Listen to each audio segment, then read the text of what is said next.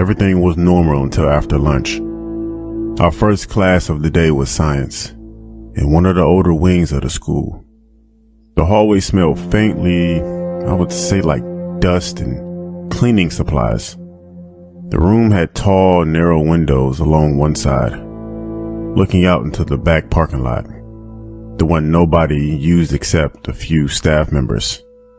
Mrs. Kramer, our teacher, was explaining the rules when I saw a shadow move past one of the windows.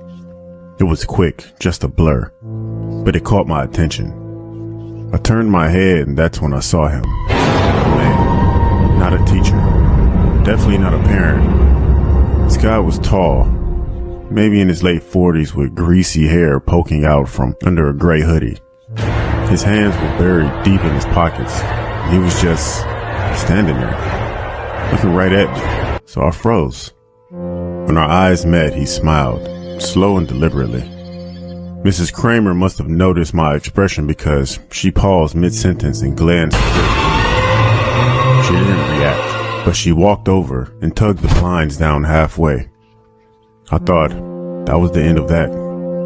About 10 minutes later, we all heard it, a faint scraping noise, like nails dragging across a chalkboard, but muffled. My stomach twisted because I knew exactly where it was coming from, the window.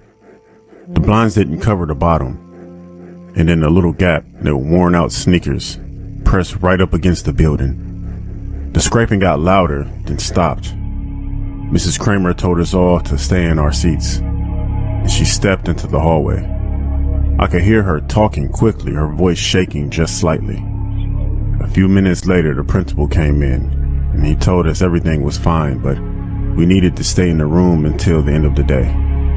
When the final bell rang, we were escorted out the front door. I didn't see the man again. That night, I overheard my mom on the phone with the principal. The custodian had seen the same man wandering around the playground before school started. No one knew him. He wasn't a parent, and he left before the police arrived. The worst part, that parking lot was fenced in.